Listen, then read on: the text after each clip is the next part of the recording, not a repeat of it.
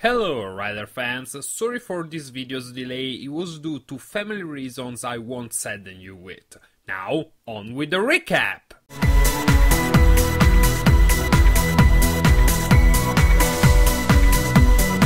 Kouta and the other riders have gone through a lot of forms, haven't they? And the most avid fans of this show will remember how much I did not like them at the beginning. Even now, I still can't really take most of them seriously because of the fruit motive.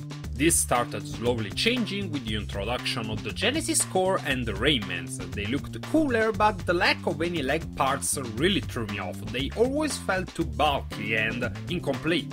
Then the triumphant arms happened and I rejoiced. Finally a form that looked 100% cool. It's a freaking samurai general! And the firepower tied to it is a really nice touch too. So I have to wonder, these Zenith arms you Rider fans speak of, Kouta's final form, are they really so terrible? Such a step down from the triumphant arms?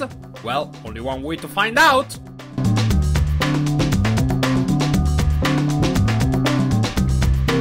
Last time we left a very injured Kouta out of the fight while the Red Knight is still ravaging Zawame City. Zack and Kaito join the fight anew, and their teamwork seems to give the Overlord some trouble other than making for a kick-ass battle. Also, fighting Kouta and Kaito and Yggdrasil before has weakened him some, and it looks like our Baron Riders are about to gain the upper hand.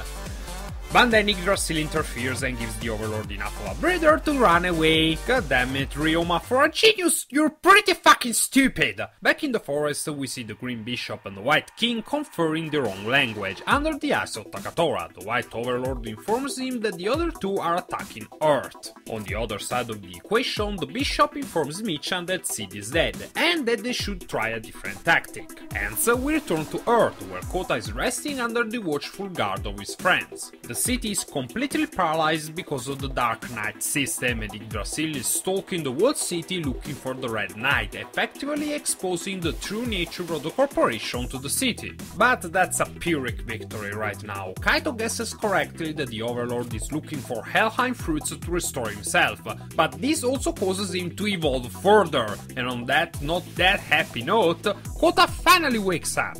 Even in his evilly injured state, Kouta immediately thinks of the situation outside. He recriminates that even without a single good reason for it, they still ended up fighting because of the Red Knight's arrogance. Thus, enters Sagara, who explains that the Overlord had been sort of telling the truth. He doesn't hate humans, but he sure as hell envies them for still having a civilization. With his mindset, he finds it is right to deprive them of it. Back in Helheim, the Green Bishop explains that he instead would like to obtain the forbidden fruit to become the White King's equal in power, and then rule over Earth, which he finds much more interesting than Helheim. In particular, humans have piqued his interest. Roshuo, the White King, altered their race with this fruit to make them able to survive. Humans instead went down the path of technology with the whirring drivers. Now that he has been given permission for Roshuo to go to Earth, he gathers a small army of invest and then opens a crack into Yggdrasil Tower. Q cutting back to Kouta, who accuses Sagara of having lied to him.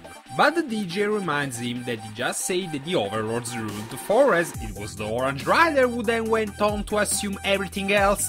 Kouta is just getting more and more confused and Sagara isn't giving him a straight answer. Then he heals all of Kouta's wounds and connects all the dots for him. He wants to save the world, but only an Overlord can control the forest and stop it. Hence, Kouta himself must become an Overlord. The thought for some reason makes Mai attack Sagara, who is forced to paralyze both youths. What he means is that what Kouta must do is win the forbidden fruit, which will give him the power to rule over both Helheim and Earth. After that, whatever happens is up to the rider. Kouta is at first hesitant, since that means having to fight every single contender for the fruit, and also having all that power doesn't really sit well with him. But in the end, seeing no other way, he agrees.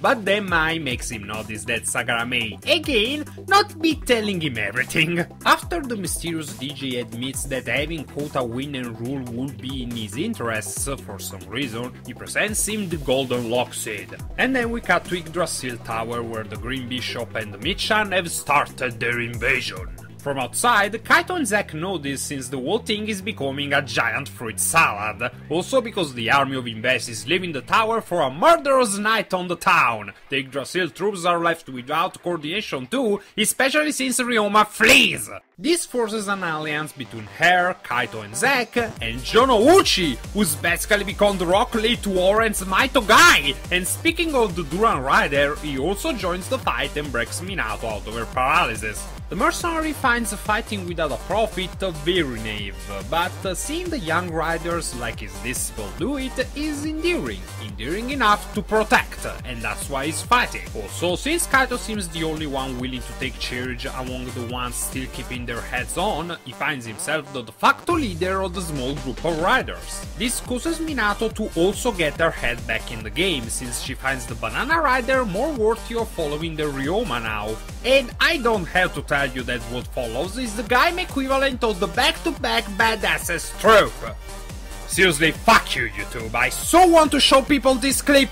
But their satisfaction is short-lived since the new and improved Red Knight, the Mushu, literally erupts into the battlefield and vows to destroy all of them together!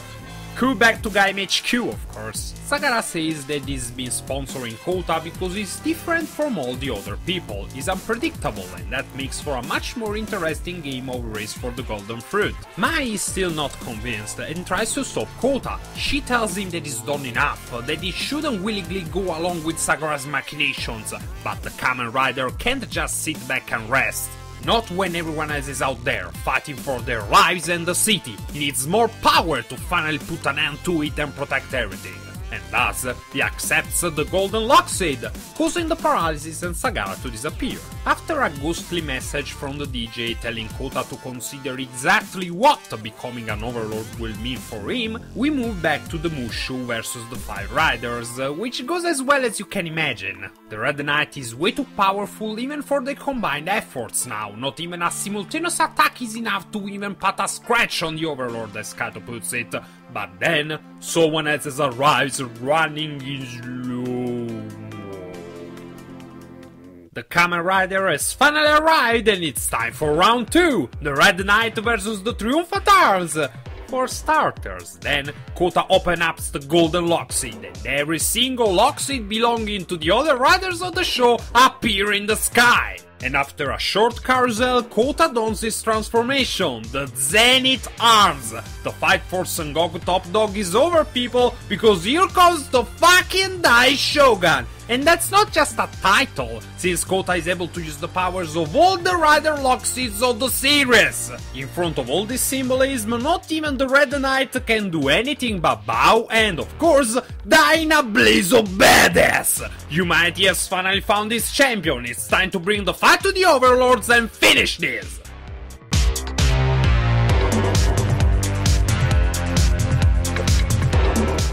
First, I have to say, this episode wasn't as bad as it could have been. I mean, don't get me wrong, it was cool, particularly the ending, but I think that the problem is the stage. Everything happened in a spoiled, empty white plaza in front of a fountain.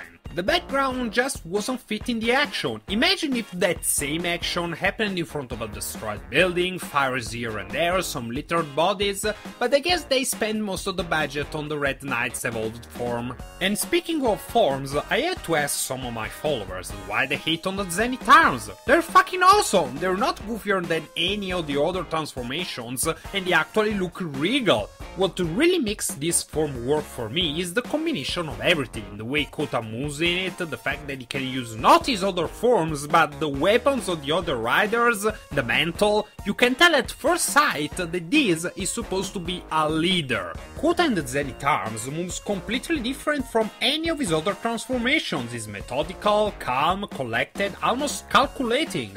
If the Triumphant Arms are the general on the battlefield, the Zenith Arms are the general after after victory, the ruler. And he's not just any ruler, but a ruler empowered by those that follow him and even from his enemies. The color white is no coincidence either. Kouta is now the human equivalent of Roshuo. Their confrontation is going to tell us who the best leader is.